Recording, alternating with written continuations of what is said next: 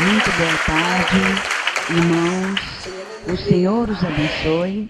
Estamos aqui felizes com o Senhor e em festa com nosso Deus, em festa, como diz o coro, em festa com Jesus.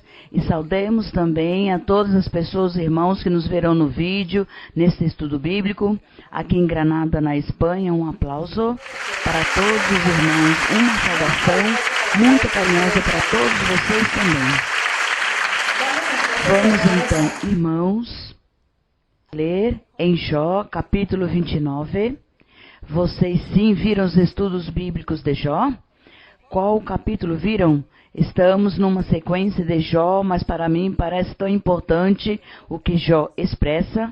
Então diz aqui Jó, capítulo 29, que Jó começa a contar sua vida, o que ele fez na sua vida, recordando tudo o que ele fez, porque ele diz: eu não lembro de ter pecado, eu não lembro de ter falhado com Deus, porque Deus me castigou, porque Deus está me castigando. Quais são os meus pecados? Meus amigos dizem que eu pequei, que eu sou muito perverso, muito mau. Então Jó começa a recordar o que ele fez da sua vida, e tudo que ele fez na sua vida analisaremos hoje e também retomaremos para nós. Então diz: tornou Jó a retomar seu discurso e disse: quem me dera ser como fui, como nos meses passados, como nos dias em que Deus velava sobre mim. Diz que ele gostaria de retroceder no tempo e que naquela época Deus o guardava. Continua em verso 3.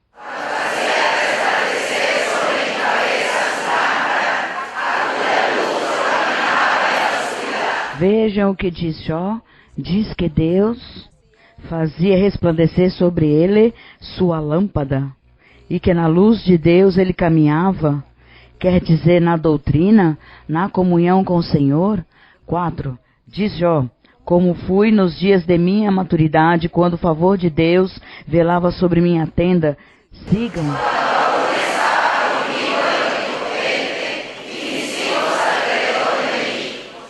Ele se lembra de seus filhos, porque vocês lembram o que aconteceu aos filhos? Morreram todos.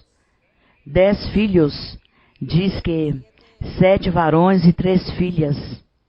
E diz que quando seus filhos estavam ao redor de mim, que tristeza para Jó recordar estas coisas. Os 6. Diz Jó: eu lembro quando eu lavava meus pés no leite e a pedra me derramava rios de azeite. Quer dizer que ele vivia uma vida reta diante de Deus. Sigam.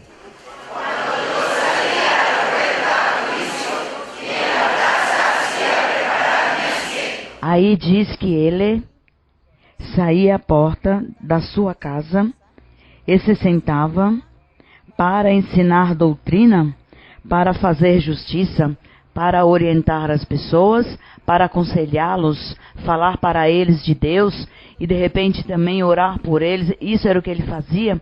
Então ele está recordando as coisas que ele tinha feito em sua vida, para olhar e ver no que tinha falhado com Deus. No verso 8 diz: os jovens, ao me verem, retiravam-se, e os anciãos se levantavam e ficavam de pé. Sigam.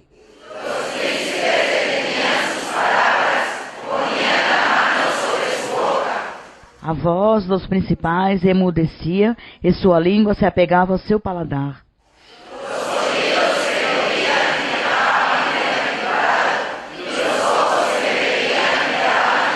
Então, ele diz que ele lembra que quando ele ensinava a doutrina e quando ele ajudava e servia ao povo, principalmente as pessoas de idade avançada, diz que todos chamavam ele de bem-aventurado e diz que todos davam testemunho dele. No 12 diz: porque eu livrava o pobre que clamava e a órfã que precisava de quem o ajudasse.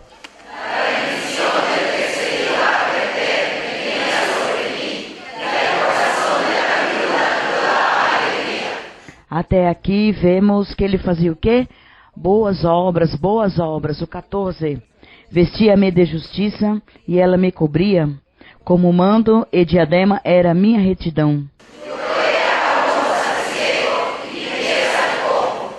Vejam tudo que fazia Jó. Dizia que ele era olhos para o cego e pés para o coxo, ajudando a todas as pessoas em todos os aspectos, em todos os sentidos. O 16. Aos necessitados era como um pai, e da causa do desconhecido me informava com diligência.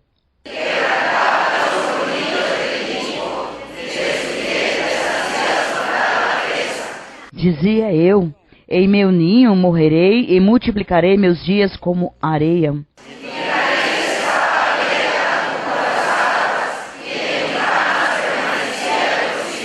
Minha glória se renova em mim e meu arco se fortalece em minha mão. Ele falava apenas de vitórias, somente vitórias e triunfos era o que ele vivia, o que ele desfrutava, o que ele percebia em sua vida. E sigamos para ver o que mais ele recorda. Sigam com 21. Após minhas palavras não replicavam, e minhas palavras destilavam sobre eles.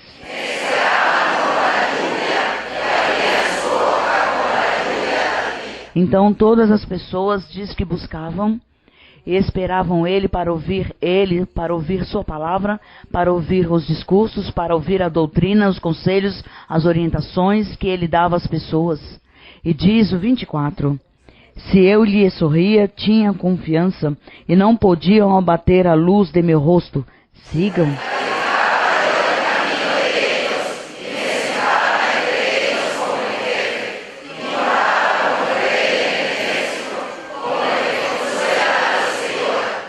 Bem, que isso é algo que Jó estava recordando em sua vida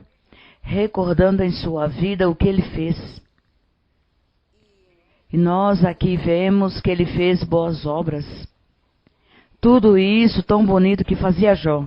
Por isso Deus disse ao diabo, ele é reto, Jó é perfeito diante de mim. Dizia o Senhor, que bonitas obras está fazendo Jó. Em Jó não havia inveja, não havia rancores, não havia malícia, não havia ambição, nem cobiça, nem maldade. Ao contrário, era fazendo o bem a todas as pessoas. Fazendo bem a todas as pessoas de qualquer idade, em todos honravam e todos o chamavam bem-aventurado. Por isso Deus dizia que Jó era reto e perfeito diante do Senhor, que nós também, um dia, cheguemos a este estado de sermos retos e perfeitos diante do nosso Deus, e que Deus nos chame assim, que Deus nos diga, veja meus filhos que são retos e perfeitos diante de mim, que o Senhor diga isso de nós. Isso é que desejamos em nosso coração. É o que estamos desejando, não? Com todo o nosso coração, que nós possamos seguir esses passos maravilhosos. Em Jó está sendo provado, mas não tem nada a ver que ele seja provado. Deus o provou e ele saiu vitorioso. Portanto, que formoso é continuar lendo o livro de Jó. Continuamos lendo o livro de Jó até terminar, não? Seguiremos estudando Jó porque aprendemos a viver uma vida reta, a sermos retos, e que alegria, que felicidade, que um dia Deus nos possa dizer como disse a Jó. Meus filhos retos e perfeitos, não há como João, não há como Carmelita, não há como Ramon. Bem, portanto, a honra e a glória para nosso Deus. E hoje vamos honrar o nosso Deus, a glorificar o Senhor com as perguntas. Então agora sim vamos iniciar com o nosso estudo bíblico, com nossas perguntas, sim, irmã. Irmã Maria Luísa, boa tarde. O Senhor abençoe. Bem-vinda à nossa obra em Granada. Minha pergunta é como podemos desenvolver essa comunicação com o Senhor sem deixar nos enganar pelo inimigo? Como podemos pedir a Ele em algum momento de nossa vida um sinal para... Bom, digamos que Deus nos revele algo, que Deus tem revelação e que não seja o inimigo que nos esteja enganando. Sim, irmã. A sinceridade, antes de tudo, com Deus. Quando uma pessoa é sincera com Deus, pois Deus a respalda, guarda e protege. Sempre a sinceridade e a retidão com o Senhor nos ajuda muito. Então já Deus nos protegerá e nos guardará das armadilhas do inimigo, os enganos do diabo. Vejam, irmãos, que por isso é que há tantas denominações. Por isso há muitas religiões que todos dizem ser cristãos, e há muitas.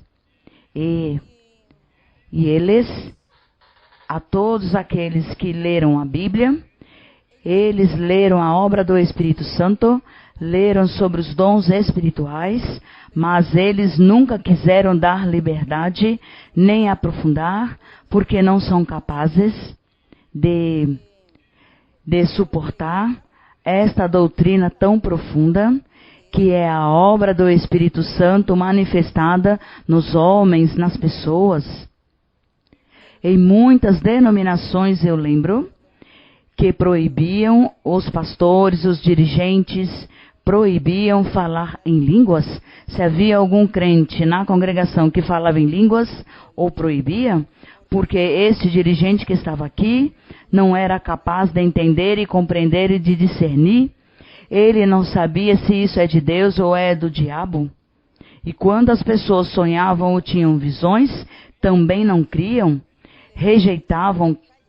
Cale-se, você não deve fazer isso, isso não é de Deus, isso é do diabo. Você não fale, não abra a boca, porque todos os dirigentes que estavam aí, pessoas materialistas, pessoas não eram sinceras com Deus, não retas com Deus, então não eram capazes de distinguir se era bom ou mal que essa pessoa tinha, e davam por feito e o proibiam.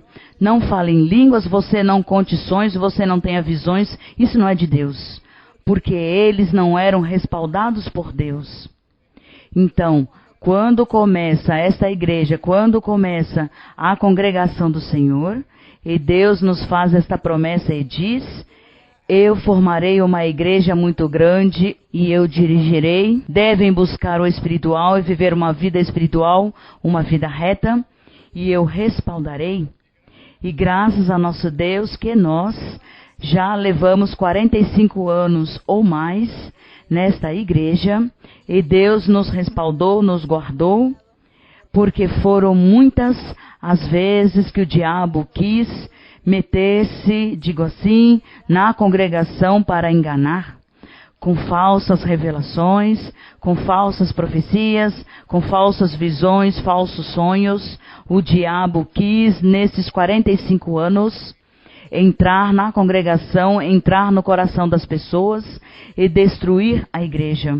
Mas graças a nosso Deus, que Deus aqui, a esses dirigentes que estiveram aqui, os respaldou, nos guardou e nos abriu os olhos e nos deu discernimento, porque dispusemos nosso coração para Deus, porque dispusemos com sinceridade, com integridade, nosso ser ao nosso Deus.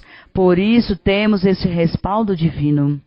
Se não fosse assim, irmãos, não haveria igreja, não haveria esta igreja consolidada, onde hoje em dia, como 1000 igrejas em nível mundial. Não estaria isso, não existiria? Seríamos um grupo a mais, como qualquer igreja, como qualquer denominação cristã. Um grupo a mais, onde Deus não se manifesta, onde os dons espirituais não se veem, onde as pessoas não falam em línguas, nem profetizam. Assim seríamos. Mas então é Deus o que respalda, por causa da sinceridade.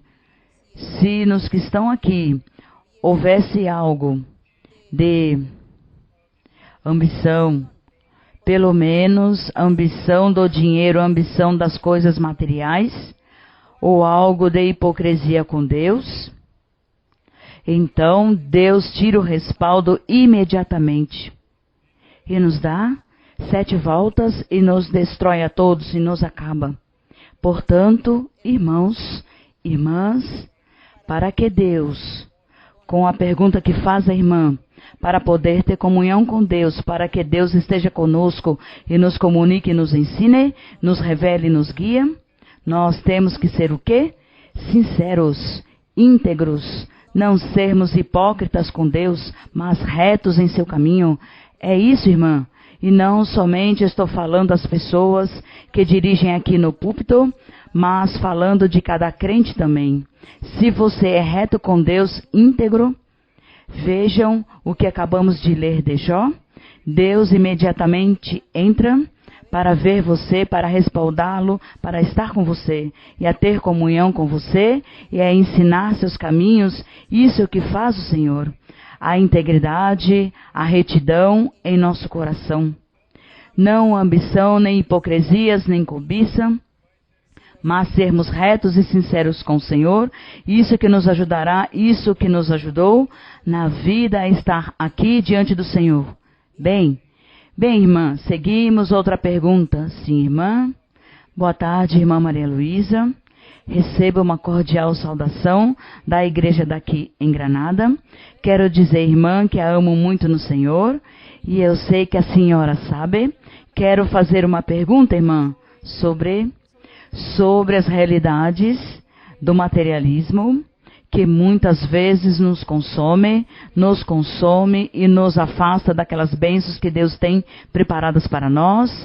Outra idolatria, mas não me refiro à idolatria de elevar crucifixos, mas da idolatria de idolatrar-nos a nós mesmos, mas a idolatria não de crucifixo, de levar crucifixo, mas a idolatria de nós mesmos, da própria pessoa, a idolatria da própria pessoa que se aferra a alguma coisa na vida, das coisas materiais, da família, do que seja. Bem, pois isso já não seja tanta idolatria, mas ao melhor, que as pessoas não se desprendem daquilo que lhes produz prazer, mas se aferram na vida, nas coisas, e lembramos que o mandamento, que foi o primeiro mandamento, diz amar a Deus acima de todas as coisas. Então, acima de todas as coisas é nós mesmos. Nós mesmos somos uma coisa, e às vezes as pessoas amam a si mesmas, e por amar a si mesmas, esquecem que devem agradar a Deus. De repente, darei um exemplo, um casal, um lar, um casal. Então, a incompreensão entre o marido e a mulher, e ela pensa em si mesma e quer suas coisas e exige, e ele, pois, o mesmo, faz o mesmo, pensa nele e faz suas exigências, e nenhum nem o outro cede. Por quê? Porque cada um está buscando seu próprio interesse, cada um busca para si mesmo. Mas se algum deles ficasse pensando, mas eu tenho que agradar a Deus. Se eu devo agradar a Deus em meu casamento, como um lar, como um casal, porque se eu continuo nestes conflitos, terminamos separados, divorciando-nos. E eu não cederei porque me ofendeu, então eu também farei o mesmo, e eu vou fazer o mesmo, reclamarei a ele e não perdoarei a ele. E outro diz o mesmo. Então, esquecem o testemunho e Deus e o que pensam. E quanto que eu estou pensando em mim, buscando para mim, é isso. Quando Deus diz amar a Deus acima de todas as coisas, eu tenho que amar a Deus acima de mim mesma. Então, neste caso, eu diria, vou ceder, terei paciência, vou me resignar, vou seguir, porque a Deus tenho que agradar com meu casamento, com o meu lar. E eu tenho que agradar a Deus primeiro, antes que meu orgulho, antes que meu ego. Porque as pessoas dizem, eu não vou me humilhar, não vou humilhar-me. No casamento dizem, ele diz, eu não me humilho, e ela diz, eu não me humilho. Esqueceram que se não nos humilhamos, pois sim, de repente alguém ganhará a batalha, mas se ofendeu a Deus, desagradaram a Deus, e se há filhos, pois mais desagrado para Deus, porque estes filhos, pelo menos se são crianças, se traumatizarão, vão ser complexados, sofrerão na vida, terão muito traumas na vida. E este casal nunca pensou nisso? Ele nunca pensou nas crianças? Ela nunca pensou nas crianças? Mas cada um pensou em si mesmo. Cada um pensou em agradar a si mesmo. E não fizemos o mandamento quando diz amar a Deus acima de todas as coisas. E devemos amar a Deus acima deste problema, deste conflito matrimonial, decidido ter perdoado, ter me humilhado e calar e seguir? Claro que estamos falando de casais lúcidos, de pessoas mais ou menos normais, porque também existem na vida os esquizofrênicos, os loucos, os que já estão enlouquecidos. Isso já não podemos exigir deles que amem a Deus acima de todas as coisas, porque já nem pensam nem raciocinam. Então, se uma mulher vai se casar com um louco, pois que se cuide, porque ele pode enforcá-la, acabar com sua vida. Então, estamos falando de pessoas normais. Entre pessoas normais, que somos nós, é o que estamos falando, que temos que amar a Deus acima de todas as coisas. Então, são muitas as circunstâncias na vida, as que temos que calar, abaixar a cabeça, aceitar, não guardar rancor, ódio, ressentimento, ter paciência, amar, querer ter paciência com as pessoas, compaixão com as pessoas, misericórdia, porque eu tenho que amar a Deus acima de mim mesma, acima dos meus próprios sentimentos, tirar meu orgulho, tirar minha vaidade, porque eu com meu orgulho ofendo as pessoas, e se eu ofendo as pessoas, pois não estou amando a Deus acima de todas as coisas, porque eu estou amando a mim mesmo. Então é aí onde as pessoas dizem, que eu sou tão idólatra de mim mesma, porque quero tudo para mim. Isto é idolatria. E quanto ao materialismo, pois isso é quase igual ao materialismo, pois o materialismo também é preocupar-se por todas as coisas da vida, por tudo que nos rodeia, todos que nos rodeiam, e dar este primeiro lugar a isso. Dar o primeiro lugar ao passeio, à diversão, dar o primeiro lugar aos meus gostos, aos meus prazeres, e Deus depois, se há tempo. A isso se chama materialismo também. Há pessoas no mundo que são muito ambiciosas, que querem apenas ter dinheiro e ser ricos e virarem milionários e fazer muitas coisas para serem milionários. Tudo isso é materialismo. Mas muitas pessoas que se esquecem de Deus, ainda que não tenham dinheiro, se esquecem de Deus por estar buscando prazeres, por estar buscando sua comodidade, por estar seguindo as ideias das demais pessoas, das famílias, de quem seja. Não é que eu tenho que comprazer meus familiares e com a minha família eu tenho que estar aí na igreja, da minha família, da idolatria. Eu vou é porque eu os amo tanto, então eu sigo a ideia deles. Então há pessoas que pensam assim, esquecem da doutrina, esquecem que a Deus temos que dar o primeiro lugar e temos que ter zelo pelas coisas de Deus e tudo isso. Tantos detalhes, são milhares de coisas que existem na vida que fazemos diariamente, que se chamam materialismo. Materialismo, pensar somente em mim, comodidade, em minha vida, em meu trabalho, estudo, as pessoas, a família, o passeio, os convites, a moda, etc, etc. Tudo isso é materialismo, porque isso colocamos em primeiro lugar em nosso coração e Deus depois.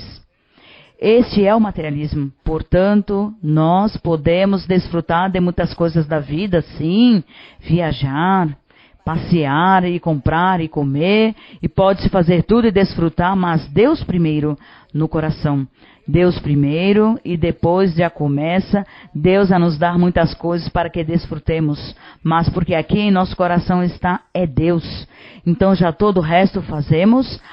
Sim, pude ir para a praia, bem, fui para a praia, se não o mesmo para mim. Se fui, bem, se desfrutei, se não fui, bem, me dá igual que eu não tenha ido. Isso, porque tudo isso não temos que levar no coração. Tê-lo aí superficialmente. Se eu pude comer, comi. Se eu não pude comer, não comi. E é igual. Mas, em contrapartida, Deus sim, temos que glorificar todos os dias na nossa vida, dar a honra e a glória e agradecer ao nosso Deus. É isso. Porque a todo o resto se diz materialismo. Então é isso. Então Deus primeiro. Sim, seguimos. Boa tarde, irmã. Que Deus abençoe. Receba uma cordial saudação da obra de Sevilha. Irmã, tenho uma pergunta.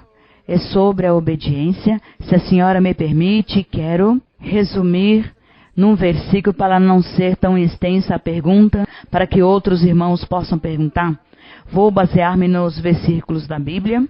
O primeiro está em 2 de Reis 13, 18. Se me permite, irmã, 2 de Reis 13, versículo 18 a 19. É sobre obediência, irmã. Vemos que diz o profeta Eliseu e tornou a dizer-lhe: toma as flechas. E é assim que o rei de Israel as tomou, disse-lhe: fere a terra.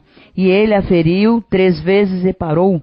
19. Então o varão de Deus, irritado com ele, disse-lhe: ao ferir 5 ou 6 vezes, derrotarias a Síria, até não restar nenhum, mas agora só 3 vezes derrotarás a Síria. Neste versículo vemos que ainda que os reis de Israel, em seu momento, nem todos estiveram retos diante de Deus e receberam uma ordem, em teoria ele fez o que deveria fazer.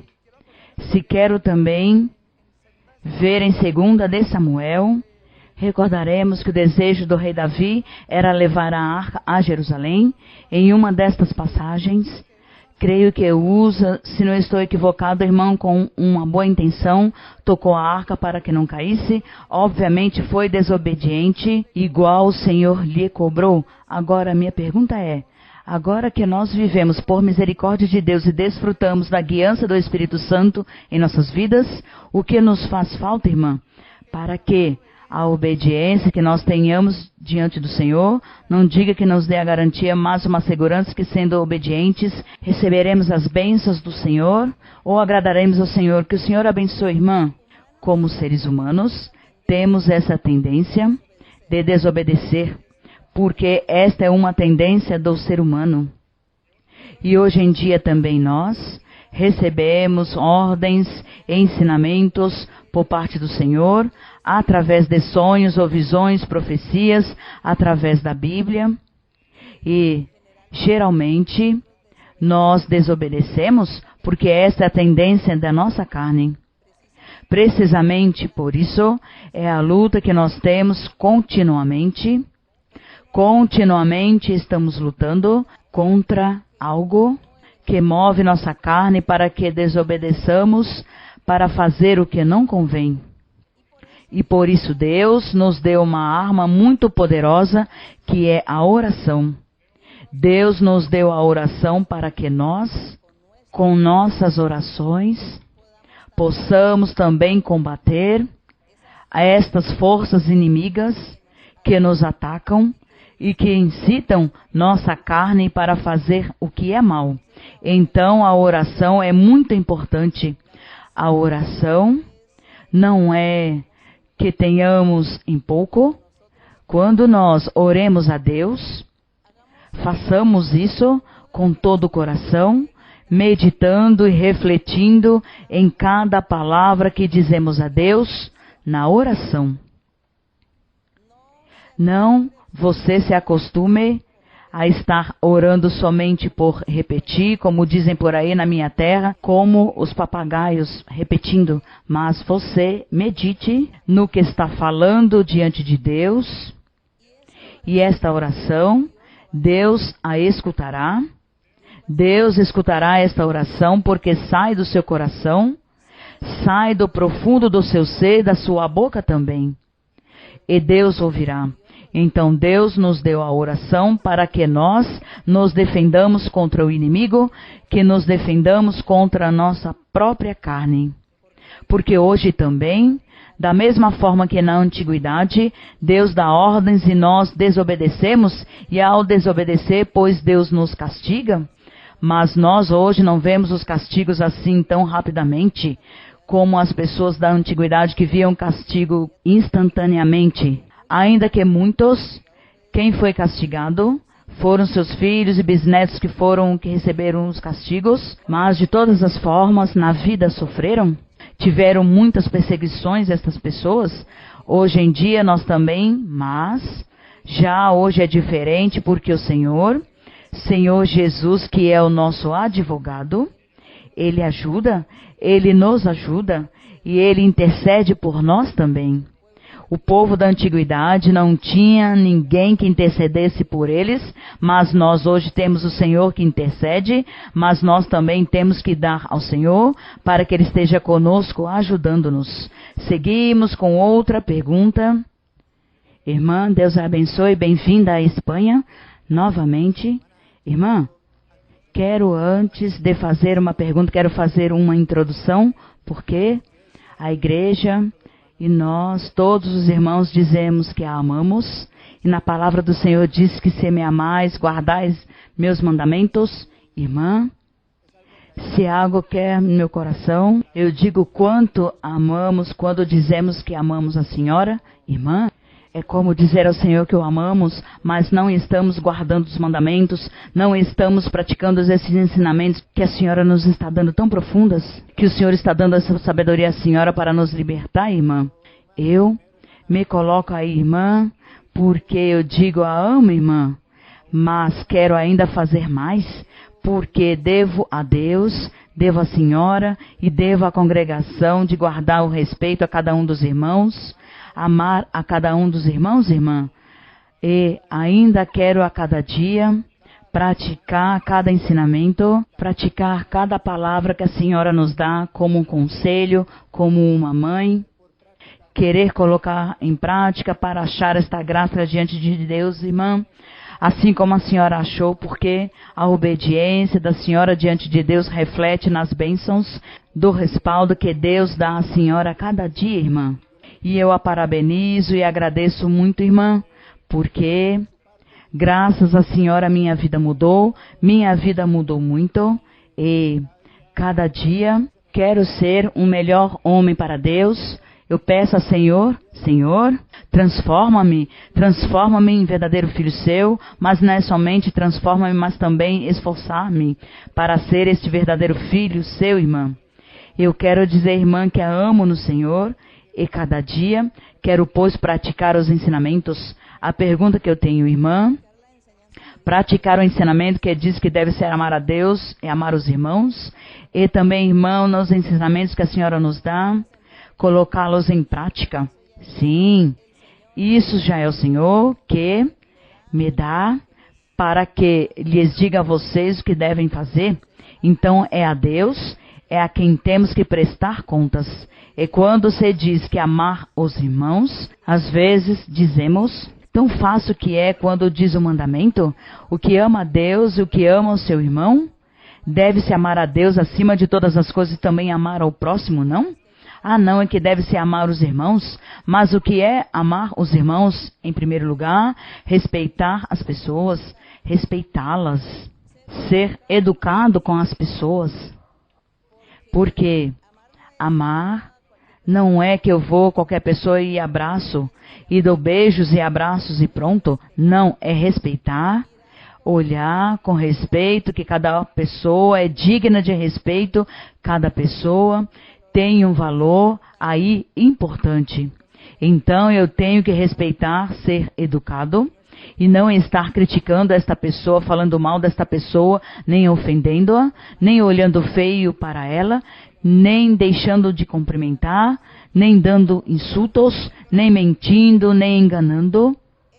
E isso não devo fazer, porque isso não seria amar aos irmãos. Então, aqui na igreja do Senhor, na congregação, amar é isso, respeitar e não criticar, não murmurar, não ofender as pessoas e falar com respeito, com carinho, saudar, respeitar a cada pessoa, ensinar o que me ensinem, com muita sabedoria e prudência.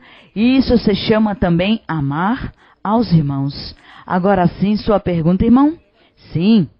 A minha pergunta é, no estudo bíblico de Jó 18, a senhora dava um ensinamento, irmã, sobre as pessoas ou irmãos que desfrutaram de ter as coisas de Deus, de ministrar as coisas de Deus e voltaram atrás, irmã.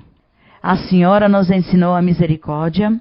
Sabemos que também não podemos aplaudir os que voltam atrás, mas também, quando chegam à igreja novamente, nós não devemos menosprezá-los, colocá-los de lado, porque aí em Tiago 5:20 diz que o que faça voltar o pecador, pois livrar de muitos pecados, diz: sabei que aquele que converte o pecador do erro de seu caminho salvará da morte uma alma e cobrirá uma multidão de pecados, irmã. Às vezes, mas eu penso que as pessoas sim se alegram quando de repente essa pessoa que voltou atrás volta à igreja. O que acontece é que às vezes aconteceu nas igrejas, que na igreja há um casal e eles se separam, estando dentro da igreja, se casaram e logo chegou o tempo e se separaram. Se divorciaram, então ele casa com outra irmã ou ela vai se casa, se une com outro irmão e que vão embora da igreja por um tempo e logo voltam e querem que os recebam com aplausos. As pessoas os conhecem, as pessoas se desagradam porque eles cometeram erros de algo que Deus proibiu na igreja. Que o Senhor sempre disse que ele não lhe agrada que as pessoas se divorciem, a Deus não lhe agrada isso, mas bem, acontece que vem o divórcio.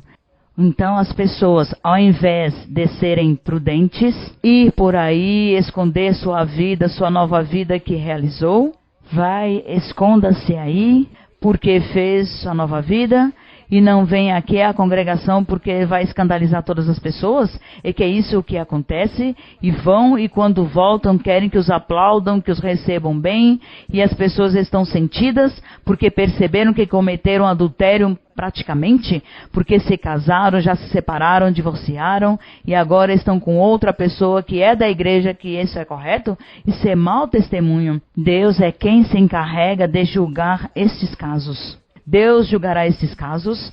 As pessoas não se proíbem a entrada na igreja, mas estão dando mau testemunho.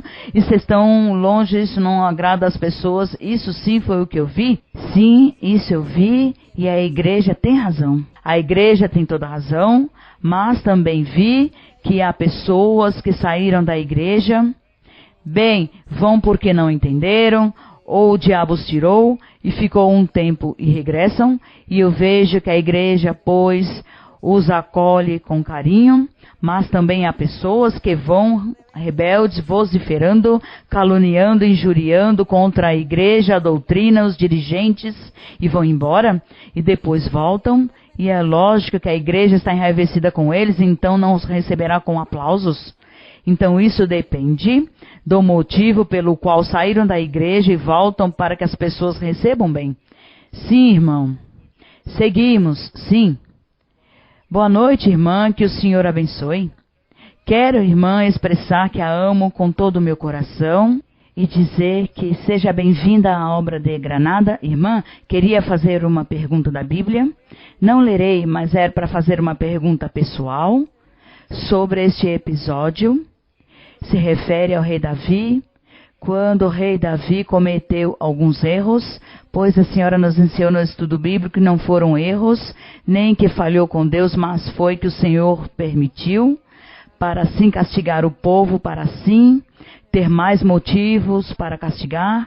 Então referente a isso, porque o rei Davi teve castigo do Senhor também. Então, referente a isso, eu queria perguntar, na época que estamos vivendo agora, se o Senhor permite a isso a uma pessoa para castigar outra ou para ensiná-la, se o Senhor pode permitir isso, ainda que essa pessoa esteja bem diante dos olhos de Deus, mas o Senhor pode fazê-lo de repente para ensinar esta pessoa, que talvez esteja fazendo algo mal diante de Deus. Então, esta é a minha pergunta, irmã. Deus abençoe. Recordem que o Senhor nos deu o livre arbítrio, que é que nós somos como autônomos em tomar nossas próprias decisões.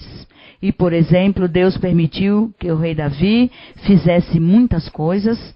Deus deixou para a bênção dele e castigo dele, e para a bênção de muitos e castigo de muitos. Deus permitiu isso. Mas nós não queremos que Deus vá me usar para que eu faça algo mal, para a bênção ou castigo dos demais. Não. Cada um de nós lutamos por andar bem. E já assim as coisas acontecem, é porque bem já aconteceram, mas temos que seguir adiante. Temos que seguir adiante. E com certeza Deus sim tem muitos planos, e Deus também permite que as pessoas façam algo mal para castigar o povo. Como no Antigo Testamento vemos como Deus permitia o pecado num rei para castigar toda uma nação. E por exemplo, Deus permitiu que Sansão falhasse com Deus. Por quê? Porque Deus queria destruir a todos os filisteus. E Deus permitiu que Sansão falhasse e ele falhou. Então Deus disse, vou castigar Sansão porque falhou. Mas também, não somente a Sansão, mas também todos os filisteus. Por isso diz que estavam no templo e que já Deus, o Espírito de Deus, veio a Sansão e o tomou e lhe deu força. Então ele derrubou as colunas do templo e morreram todos. E diz que neste dia morreram mais ou menos 1000 filisteus com Sansão. Então Deus castigou Sansão por ter falhado, mas Deus permitiu que isso acontecesse para castigar os filisteus. Isso faz Deus. Tudo é respeitável que Deus faz, mas nós sempre dizemos ao Senhor, Senhor, não me uses para o mal dos demais, não me uses para o mal, sempre para o bem, e que os meus atos e minhas ações, tu não as tomes para castigar a mim e castigar outras pessoas também, mas que sempre nós estejamos nos cuidando e pedindo ao Senhor o melhor, que sejamos retos e que andemos bem, para que não nos aconteça todas essas coisas que aconteceram na antiguidade, que ficam como exemplo para nossas vidas. Bem, seguimos adiante, amando a nosso Deus. Pergunta por aqui, sim? Boa tarde, irmã, que Deus abençoe. Venho da igreja de Almeida e tenho 2 perguntas. Bom, uma pergunta e um esclarecimento sobre uma concordância. Está em Gênesis 47. Gênesis 47, sim. No estudo bíblico que a senhora deu em Alicante, que era 26 e 27 de Jó, e disse que poderíamos fazer perguntas aí que parecessem insignificantes. Então, tenho uma aqui sobre Jacó, no 47:8, que diz, Faraó disse a Jacó, quantos são os dias de sua vida? Jacó respondeu a Faraó, os dias dos anos de minha peregrinação são 130. Poucos e maus foram os dias dos anos de minha vida. Eu gostaria de saber por que este homem tão respaldado do Senhor se queixou diante do faraó. Por que o que, irmão? Por que se queixa? Que se queixa que seus dias eram poucos e maus. É que Faraó está perguntando pela idade. Pela idade pergunta qual é a sua idade. Como, pois, Faraó era o rei, Jacó estava se comportando como um estrangeiro aí em Egito, tinha que respeitar o rei. Quando ele lhe pergunta quantos anos são, o que idade tinha, então ele diz que seus anos são 130 anos, poucos e maus foram os dias dos anos de minha vida, e não chegaram os dias, diz que os anos dele não tinham chegado a satisfazer ele, a fazer as coisas bem. Veja que aqui ele não fala de Deus quase, porque como o faraó era um rei pagão, que não cria no Deus verdadeiro, mas cria nos seus ídolos, então a forma que Jacó tinha que responder, diz que não chegou nos dias dos anos da vida, meus pais diz, nos dias de suas peregrinações, ele está se comportando como um homem humilde diante do rei. Jacó está se humilhando diante do rei, falando de tal forma que o rei não se sinta ofendido. Isso foi o que fez aí, Jacó? Sim, irmã, sim. Boa tarde, irmã. Receba uma cordial saudação da Igreja de Granada, para nós é uma alegria. Irmã, eu quero fazer uma pergunta, porque tenho uma dúvida. Minha pergunta está em Isaías capítulo 30, do versículo 23 ao 26. Em Isaías 30,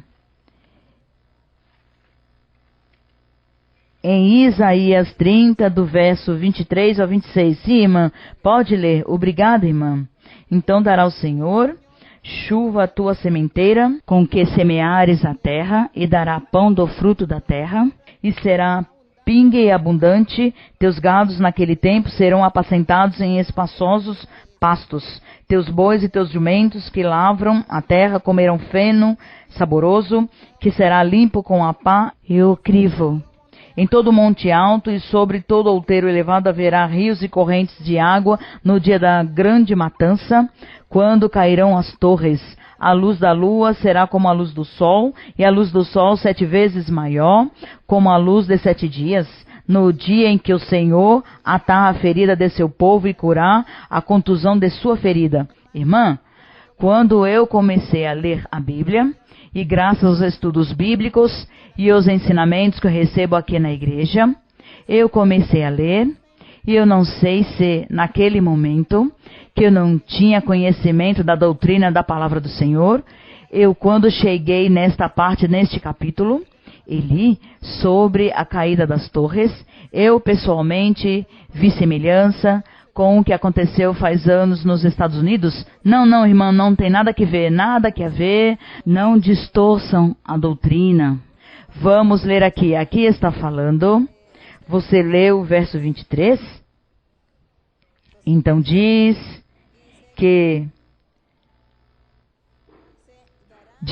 dará o Senhor chuva à tua sementeira, quer dizer, manda o Espírito Santo aos crentes em Cristo. Quando semeares a terra, quem semeia a terra? Cristo Jesus semeou o coração do homem com seu evangelho. E Deus dará o pão do fruto da terra e será pingue e abundante. Bom, a palavra pingue é como uma coisa boa também, como um benefício, uma abundância, uma bênção. E teus gados naquele tempo serão apacentados em espaçosos pastos, quer dizer os crentes, desfrutarão da bênção de Deus. 24. Teus bois e teus jumentos, que não está falando dos animais físicos, mas as pessoas que antes de converter ao Senhor eram bois ou jumentos e depois já deixaram de ser. Diz, teus bois e teus jumentos que lavram a terra comerão feno saboroso, que será limpo com a pá e o crivo, quer dizer que todos os crentes entrarão para desfrutar da palavra de Deus. 25 diz, em todo o monte alto, quer dizer as pessoas importantes, os governantes, sobre todo outeiro elevado haverá rios e correntes de água, quer dizer a obra do Espírito Santo, correntes de água no dia da grande matança, quando cairão as torres, que essa matança é que quando o Senhor destruísse aqueles incrédulos, os fariseus, os judeus, aqueles que na época que o Senhor Jesus esteve pregando o seu evangelho, não creram nele, eles eram as altas torres, eles eram os grandes, os principais. Deus os compara com o sol, Deus os compara com a lua, com as grandes estrelas, aqui os compara com altas torres, ao povo de Israel, o povo de Jerusalém, que naquela época, que quando Cristo esteve pregando o seu evangelho, eles não creram, os principais, os governantes não creram em Cristo Jesus, e eles foram a estas altas torres. Então diz que houve grande matança, mas não foi física, mas espiritual, porque o Senhor Jesus descartou a todos aqueles que não creram nele, e o Senhor os julgou, e praticamente os condenou também. Então o Senhor formou sua igreja, e o que quer dizer? Que matou a todas aquelas pessoas incrédulas, quer dizer, os afastou de sua presença, porque quando o homem e uma mulher vivem sem Deus, estão mortos para Deus. Diz que ainda que estejam vivendo, diz que ainda que vivam, estão mortos para Deus. Então esta grande matança foi isso, quando Deus lhes tirou este título de povo de Israel, povo de Deus, por não crer em Cristo. E estas torres, que eram eles mesmos governantes, os fariseus, diz que foram destruídos e que tudo foi abaixo, se arruinou desde aquela época. Nunca mais Deus voltou a dar reis, Deus voltou a dar profetas, e nunca mais Deus voltou a se manifestar no seu templo que eles tinham naquela época para adorar a Deus. Porque começou a igreja de Cristo Jesus, começou o evangelho de uma forma muito diferente. Então é isso que fala aí, é do Senhor Jesus, da sua igreja. Sim. Bem, irmã. Sim, irmão. Bom dia, irmã. Receba uma cordial saudação dos irmãos de Uelva. Eu gostaria, irmã, de fazer 2 perguntas, uma pequena da Bíblia e uma pessoal, se não há problema. Sim, irmão. A pergunta da Bíblia está em Levítico 16, 7 e 8. Levítico 16, versos 7 e 8. Sim, posso ler? Sim. Depois tomará os 2 bodes e os apresentará diante do Senhor, à porta do tabernáculo de reunião. E Arão lançará sortes sobre os 2 bodes, uma sorte pelo Senhor e a outra sorte por Azazel. Eu busquei o nome Azazel e aparece que é um demônio. Então eu gostaria de perguntar por que se fariam 2 ofertas, uma destinada a Deus e a outra, por assim dizê-lo, descartada. Bem, aqui, isso é uma metáfora, uma ilustração sobre um protótipo que o Senhor quer dar de Cristo Jesus e sua crucificação. Jesus Cristo, e ele representa como 2 papéis. Representa primeiro o Filho de Deus como Deus e logo o Senhor Jesus se apresenta como um homem do mundo, como um homem pecador. Senhor Jesus se apresentou como um homem pecador e ele retomou os pecados de todos. E quando ele retomou os pecados de todos, se transformou num homem mais pecador e por isso tinha que morrer crucificado, porque diziam que os grandes criminosos naquela época no povo de Israel tinham que morrer crucificados. E Cristo Jesus, ao retomar os pecados de todos, se transformou em um homem mais pecador como um homem físico, mas ao mesmo tempo, ele em sua natureza divina, Filho de Deus. Então por isso aqui essas 2 sortes que Arão diz que lança pelo Senhor e a outra por Azazel, o demônio, o diabo, que foi quem incitou e escravizou o homem para viver no pecado, e que o Senhor Jesus teve que retomar isso para libertar as pessoas, mudar as pessoas. Por isso diz que esses 2 animais, depois quando foram sacrificados, um foi sacrificado fora de Jerusalém, diz que fora do acampamento tinha que ser sacrificado. O que aconteceu quando o Senhor Jesus foi crucificado? Diz que a ele o crucificaram fora de Jerusalém, longe aí por um monte que se dizia Gólgota. Aí foi sacrificado o Senhor Jesus, ou era este bode por Azazel. Foi sacrificado ele para poder perdoar a humanidade. Por isso ele não morreu na mesma cidade, Jerusalém. Por isso aqui os 2 bodes, diz que um era sacrificado aí mesmo no tabernáculo, mas o outro fora do acampamento. Esta era simbologia ou protótipo do que Cristo fez no Calvário. Sim. A segunda pergunta pessoal é que nestes dias e atualmente se vê uma grande tendência nas pessoas a crer em extraterrestres e antigos visitantes, por dizer assim, e existe a crença de que foram eles os que edificaram as antigas civilizações, as antigas pirâmides e mistérios, pois, que agora não foram resolvidos até agora. E eu gostaria de saber, porque conheço muita gente que crê nisso, e dizem que creem nisso, desmentem a existência de Deus. O que a senhora poderia me aconselhar para falar a estas pessoas? Bem, nós não cremos nisso, nós cremos na Bíblia. Leamos a Bíblia e cremos no que a Bíblia nos diz. Isso, no que diz que seres apresentam extraterrestres e que veem pessoas, são espíritos. Isso são espíritos, demônios, o diabo enganando a humanidade. Como a humanidade crê, o diabo se lhes apresenta em diferentes formas, para que as pessoas continuem crendo, para que as pessoas continuem enganadas, para que as pessoas continuem estando afastadas de Deus. Isso faz o diabo. A nós já Deus nos resgatou e temos que o quê? crer na Bíblia, ler a Bíblia e orar pelas pessoas, tentar resgatar as pessoas também, e dizendo que creio e confio em Deus, que Deus vive, que Deus existe. Não discutamos assuntos históricos, assuntos de crenças nem de religiões. Não vamos discutir, somente vamos dizer às pessoas, Deus vive, eu vou a uma igreja onde Deus se manifesta. Com isso é suficiente para que, se Deus tem um plano com estas pessoas, pois virão à igreja e escutarão a palavra de Deus. E se não, pois, dirão que você é louco, cale-se e nunca mais volta a tocar no tema, mas cada um cremos em nosso coração que Deus existe, que todas estas coisas são, repito, são espíritos enganosos que estão enganando a humanidade. É isso. Não se preocupe por isso. Seguimos aí. Boa tarde, irmã, que Deus abençoe. A igreja de Granada se alegra com sua visita e a amamos no Senhor. Minha pergunta está na Bíblia, em Marcos 4, versos 11 e 12. Marcos 4, 11 e 12. Marcos 4, 11 e 12. Pode ler.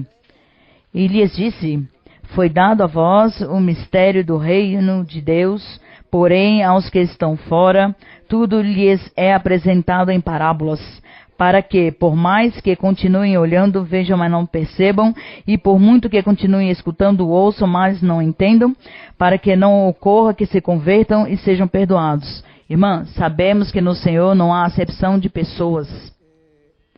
E de repente, nestes versos, pode existir alguma controvérsia, e eu peço encarecidamente que nos aprofunde um pouco mais nestes versos.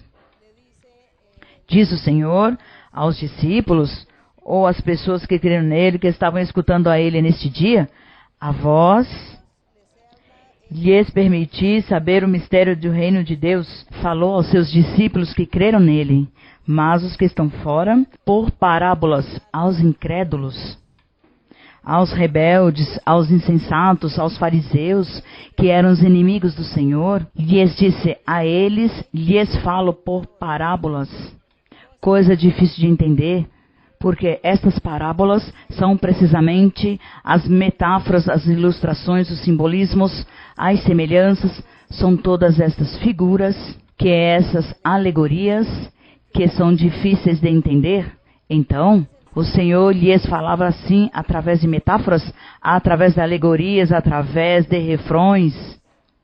E ele dizia, e chamavam-se as parábolas, porque diziam que as parábolas, as pessoas não entendiam o que ele estava dizendo. Falo assim para que não entendam, porque não merecem. Eles não merecem que entendam o que lhes estou ensinando, porque são duros de coração, são insensatos, rebeldes, e estão tentando a Deus.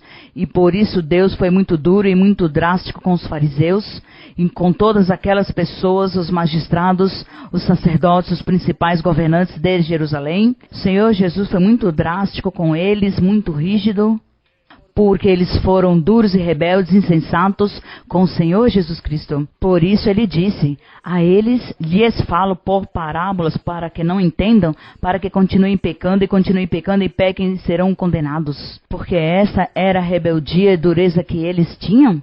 Então não era que Deus estivesse fazendo acepções e que era injusto com alguém, não. É que eles foram muito duros com o Senhor lhes pregou e eles não quiseram aceitar, mas viraram inimigo de Cristo e o perseguiu para tirar dele a vida. E por isso o Senhor lhes disse, para que, se eu lhes falo claro e entendem, se arrependem, e além disso não merece, porque tem que primeiro pagar seu pecado, pagar sua culpa, sua dureza de coração, sua rebeldia. Isso foi o que fez o Senhor.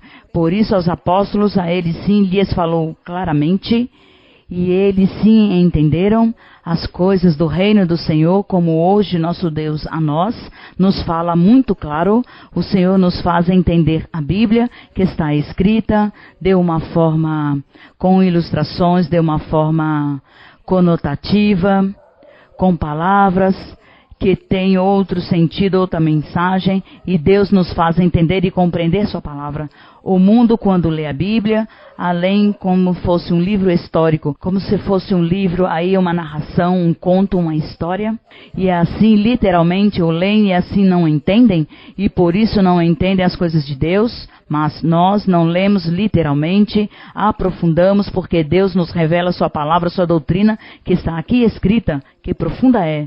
Então isso é o que fez o Senhor naquela época, que já estavam todos destinados a serem castigados, e por isso o Senhor não quis falar a eles claramente. Seguimos adiante. Sim? Sim, irmão? Irmã, que alegria estar diante da sua presença. Bem-vinda a Eodra daqui em Granada. E minha pergunta é uma pergunta pessoal, para a edificação da minha vida espiritual e para a edificação da igreja.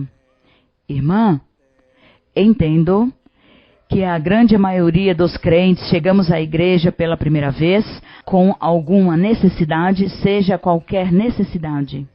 Como fazemos nós para não cair em buscar a Deus por um benefício, por um interesse, irmã?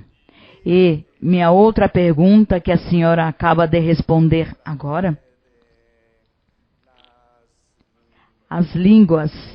Como sabemos quando é uma língua de Deus e quando é uma língua que não é de Deus? Deus abençoe. Nós mesmos, com nossa sinceridade, nossa consciência nos ensina, nossa consciência nos diz, porque se eu, quem mais que eu para conhecer-me se amo a Deus ou não? A que eu venho a este lugar? Amar a Deus, a fazer a vontade do Senhor, agradá-lo? A isso é que eu venho? Então minha consciência me diz que eu estou fazendo o que é bom, que eu amo o Senhor. Com certeza o que eu tenha tem que ser de Deus. Se Ele me fala, pois é Deus que me falará. Porque eu não vou duvidar, porque então eu duvidaria se eu sou hipócrita com Deus. Se estou vivendo no pecado e aparentando, dizendo mentiras e fazendo muitas coisas desagradáveis, aí sim eu teria que duvidar que Deus me fale, que Deus esteja comigo, que de repente, se eu falo em línguas, então eu estaria duvidando, porque minha vida não está de acordo com o Deus exige. Mas se eu não faço essas coisas, se eu estou amando a Deus porque eu vou duvidar, então é nossa consciência que nos ensinará. Nossa consciência nos ensina e nos diz se nós estamos sendo hipócritas ou estamos buscando a Deus verdadeiramente, e por isso não temos que duvidar. Eu com certeza duvidarei das pessoas, duvidarei de alguém, porque não o conheço, mas de mim mesma, minha consciência me diz porque eu estou amando a Deus, e se amo a Deus, espero o melhor por parte de Deus para a minha vida. Então é isso, a consciência que nos vai ensinar e saber se os que estamos recebendo de Deus ou não. Enquanto o que você diz para não buscar a Deus por algum interesse, pois também somos nós que percebemos se estamos buscando a Deus por interesse ou realmente porque o amamos. Isso o sabemos no dia que nos vem uma prova, uma tribulação. No dia que vem a tribulação, então não volto mais à igreja. Eu não volto mais, porque eu esperava o melhor, esperava da parte de Deus o melhor, que me abençoasse, que me cumprisse o que me prometeu. E eu agora aqui, morreu meu familiar, eu não volto mais a esta igreja, porque eu esperava que ele sanasse meu familiar, e não o sanou, então eu não volto. Isso? Então nossa consciência é quem nos ensina como somos, quem somos, o que estamos fazendo, se é interesse, se não é interesse. A Deus devemos amá-lo e segui-lo desinteressadamente, sem esperar nada em troca, porque Deus nos dá tudo, nos provê tudo. Bem, irmãos, sim, a última pergunta, irmão. Boa tarde, irmã Maria Luísa. A senhora nos ensinou que o melhor que podemos fazer é ter um bom testemunho, mas eu tenho uma dúvida. Ainda que tenhamos um bom testemunho, eu imagino que devemos ter muita humildade, porque às vezes cremos que sabemos tudo.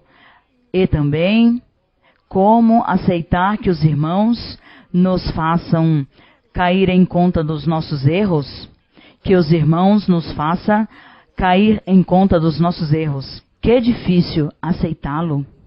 Digamos, Em que sentido seria porque, digamos, uma pessoa corrigir a outra? Cometestes esse pecado, estás pecando nisso, então outro dirá, e você, qual é o pecado que você está fazendo? Diria, não?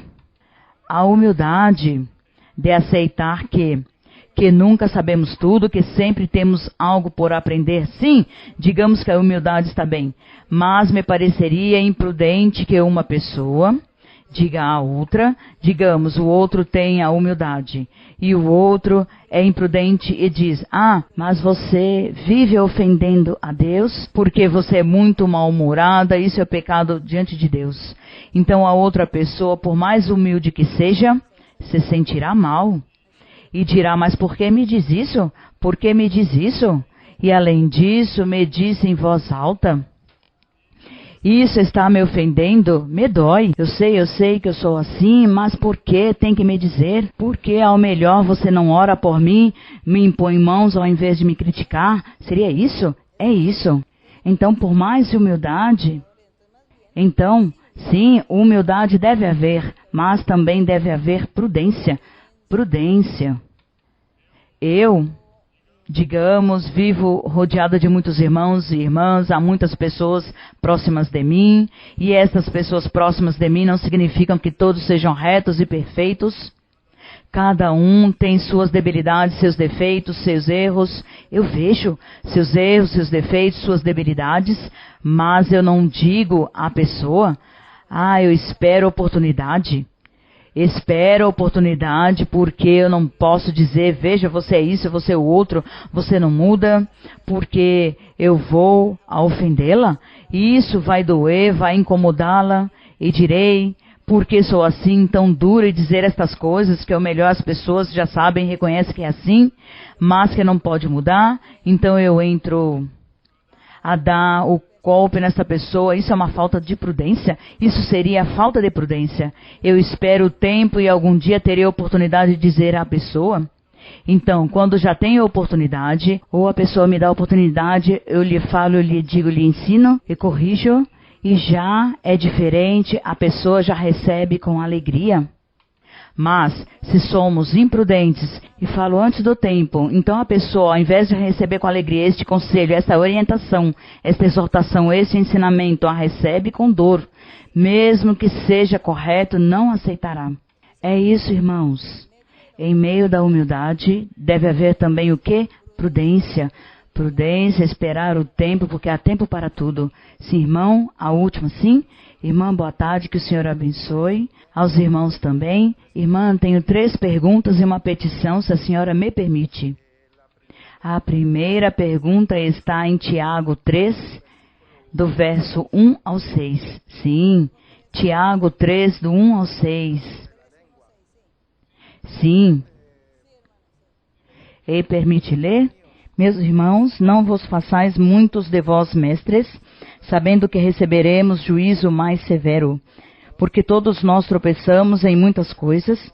Se alguém não tropeça em palavra, esse é varão perfeito e capaz também de refrear todo o corpo. Ora, nós pomos freio nas bocas dos cavalos para que nos obedeçam. E assim dirigimos todo o seu corpo. Vede também os navios, ainda que sejam tão grandes e levados por impetuosos ventos, são dirigidos por um leme bem pequeno para onde quer que aquele os governa. Assim também a língua é um pequeno membro e se gloria de grandes coisas. Vede quão grande bosque se incendeia com um pequeno fogo. A língua também é um fogo, um mundo de maldades. A língua está posta entre nossos membros e contamina todo o corpo. Ela inflama o curso da existência, sendo ela mesma inflamada pelo inferno. Irmã, minha pergunta é, mas também a língua serve para o bem, para amar a Deus, glorificar a Deus, louvar ao Senhor? Isso que faltou também que o apóstolo escrevesse bem. Aqui o apóstolo, antes que o irmão me pergunte, o apóstolo no verso 1 diz, meus irmãos, não vos façais muitos de vós mestres.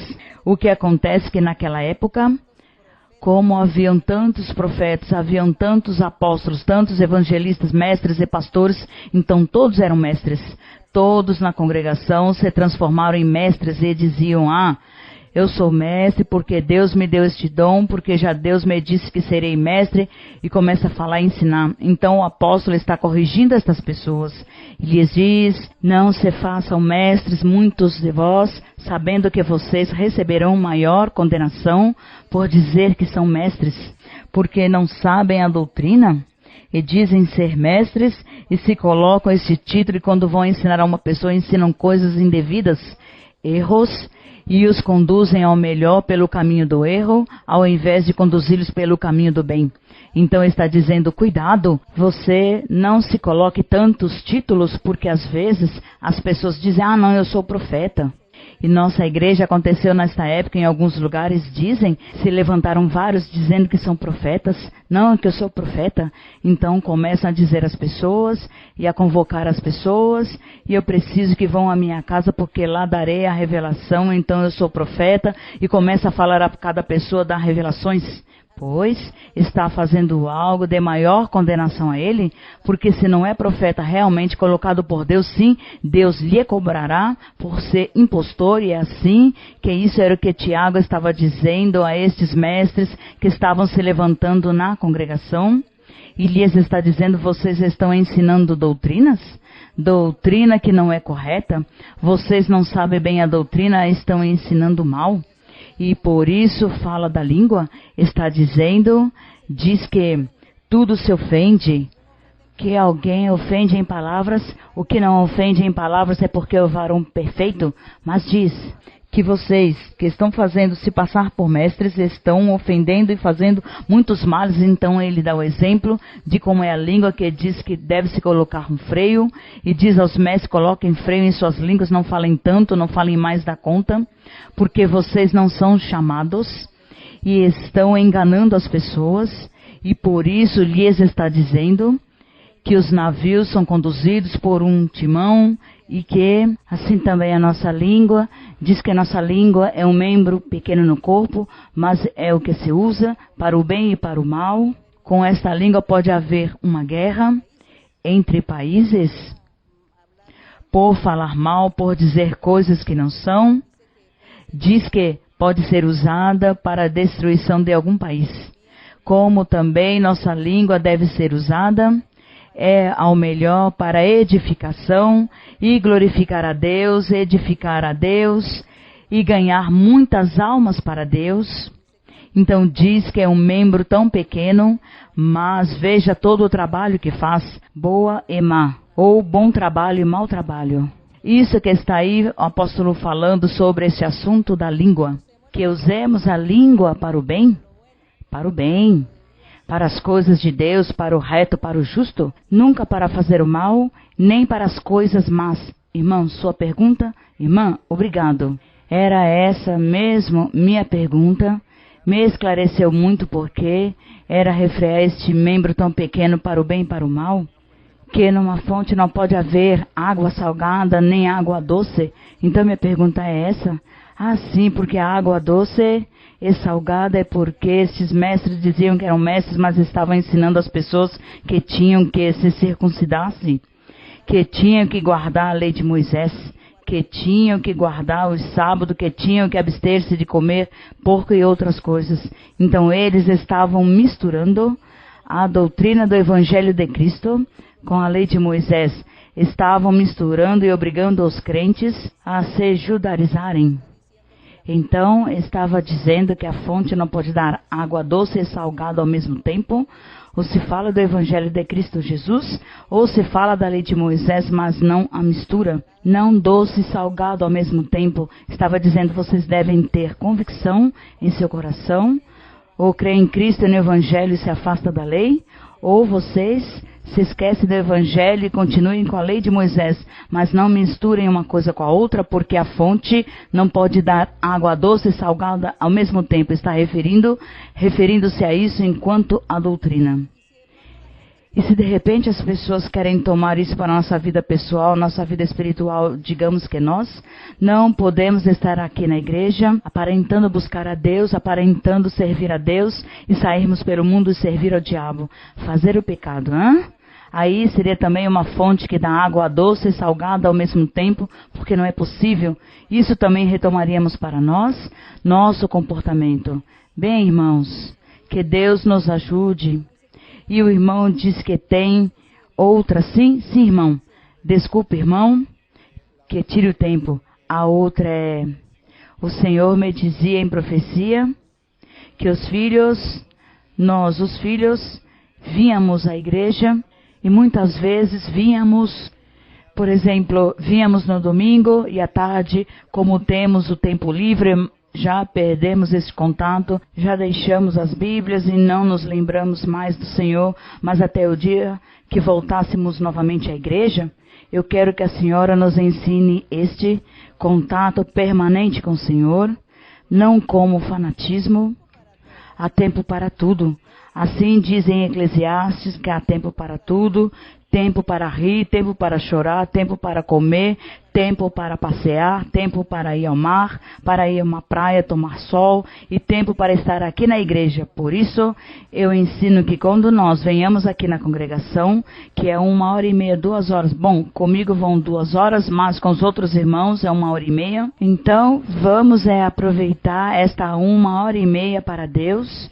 Aqui nos concentramos para Deus 1h30. Porque quando eu saio daqui, termino e me distraio com as coisas do mundo, que a família, os filhos, o estudo, o colégio, o trabalho, etc, etc, os compromissos, então já nos ocupamos aí, mas diariamente lembrar-nos do Senhor e dar a Ele sua oração de 5 minutos, uma leitura, se há um tempo, uma leitura da Bíblia.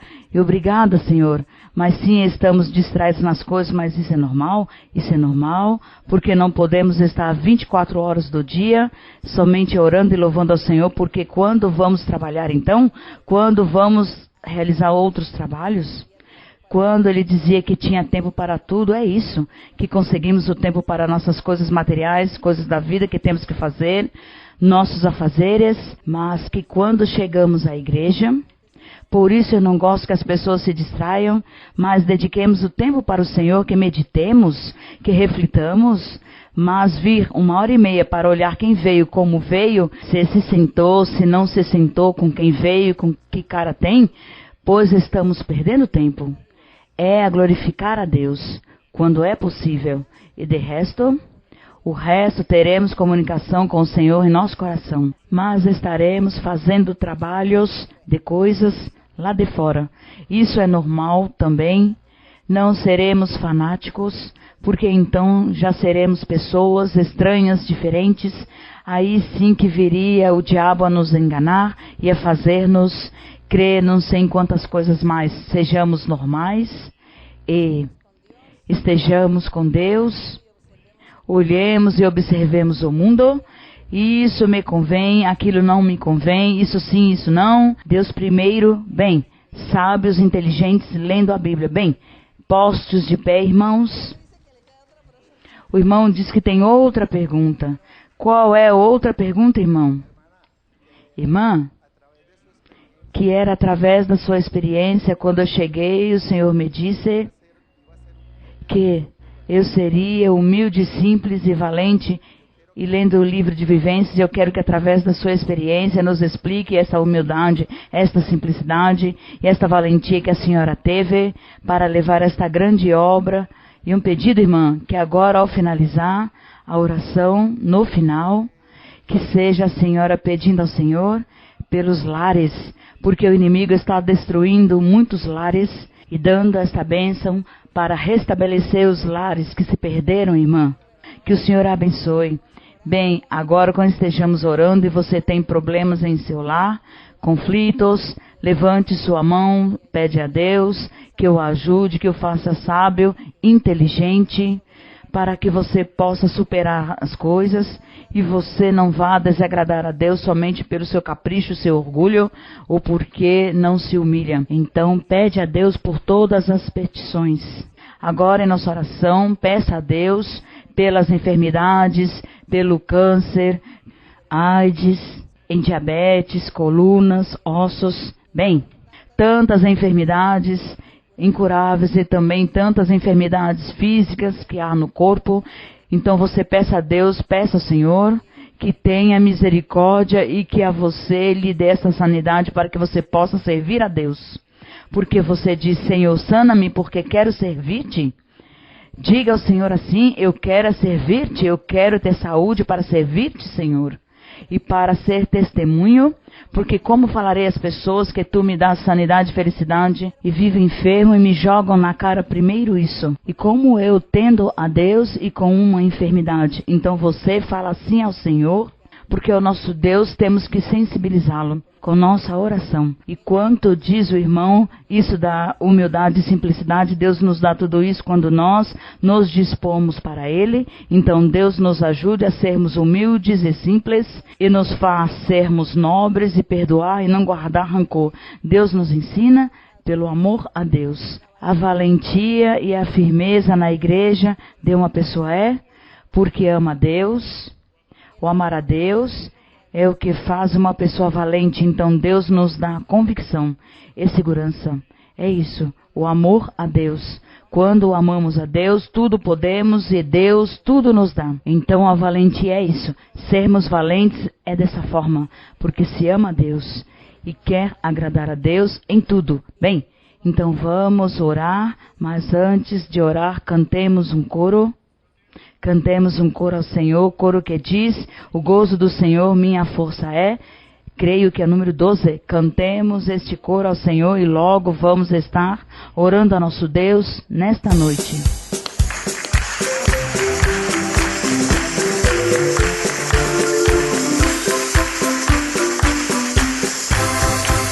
El gozo del Señor mi fortaleza es.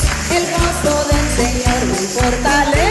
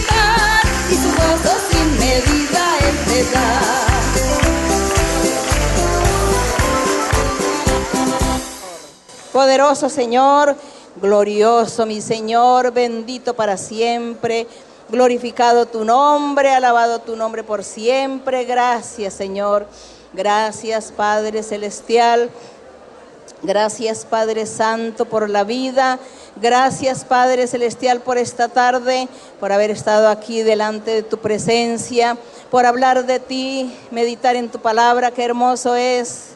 Qué hermoso es, Señor, cuando abrimos la Biblia, cuando leemos y meditamos en tu palabra santa. Cada vez encontramos cosas nuevas, cosas diferentes, Señor, aunque sean los mismos versos que estén escritos desde hace muchos siglos, pero encontramos algo nuevo y diferente para el refrigerio de nuestras almas, para alegrar nuestro corazón, para alimentar y sustentar nuestra vida espiritual.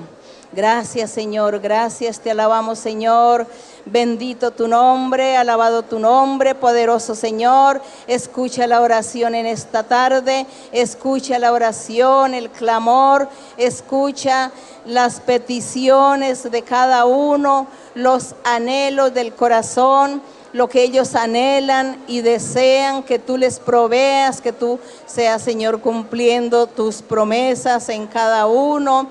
Que ellos tienen muchas promesas, mi Señor, y tus promesas son fieles y verdaderas, mi Padre, y en esta tarde te pido, mi Señor, que tú bendigas a cada uno, como también bendice a todos aquellos que en el video nos van a ver y van a escucharlo, y que tú los bendigas y que tú les des la prosperidad la ayuda, les proveas de toda bendición, de triunfo, de toda la victoria que cada uno espera por parte de ti, mi Señor.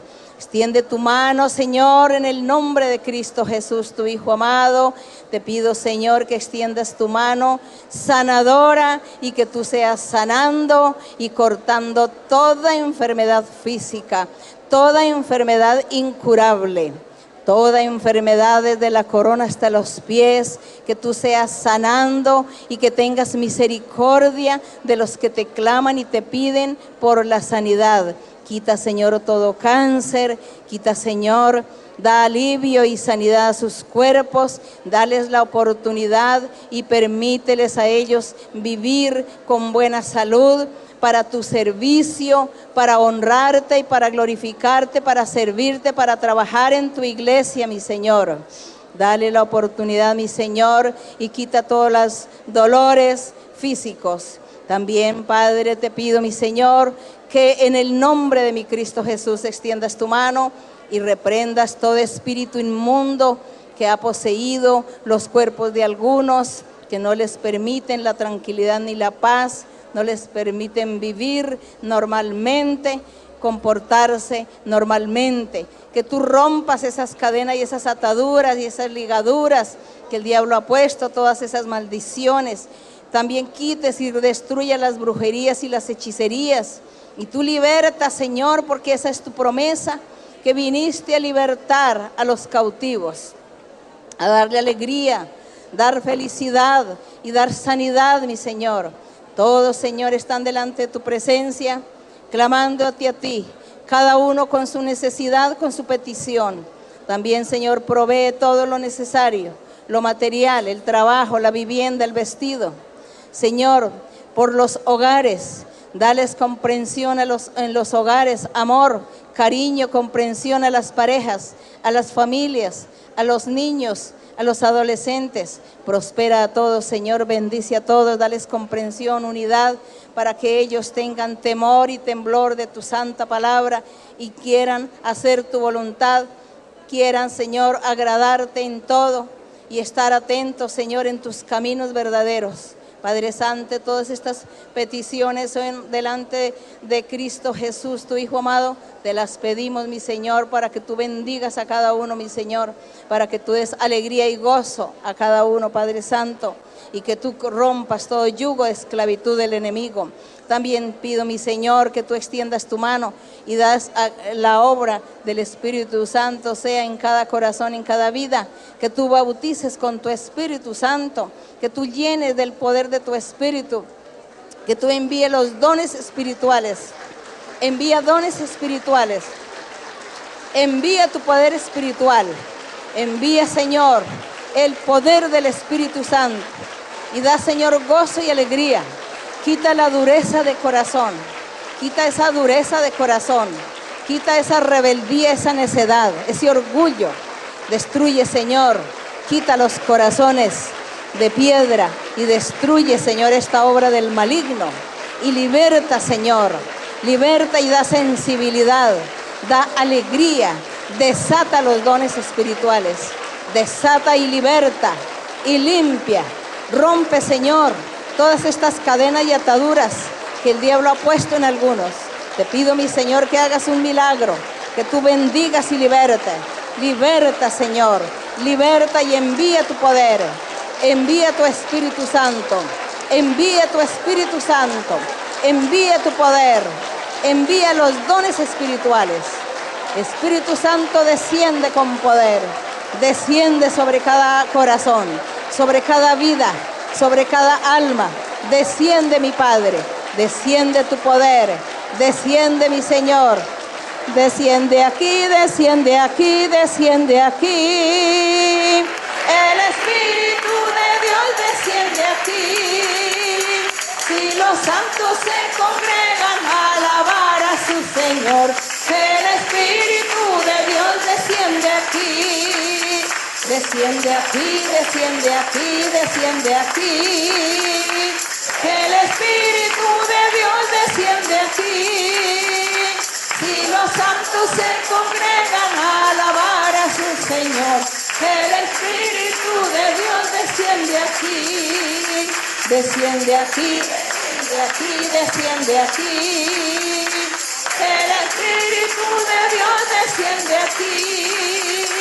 Y los santos se congregan a alabar a su Señor. El Espíritu de Dios desciende aquí. Sí, Señor, gloria a Dios para siempre. Gracias, Señor, gracias, Padre Santo. Te damos las gracias, Señor, en el nombre glorioso de Cristo Jesús, tu Hijo amado. Gracias, Señor. La gloria y la honra para nuestro Dios en este día. Muito obrigada a vocês, meus queridos irmãos e irmãs. E saúdo a todos os irmãos e todas as irmãs que não puderam vir no dia de hoje. As igrejas dos irmãos que vêm de outras igrejas também, saudação a todos os irmãos e todas as congregações. Que Deus os abençoe, que muito obrigada e até breve será assim. Deus os abençoe.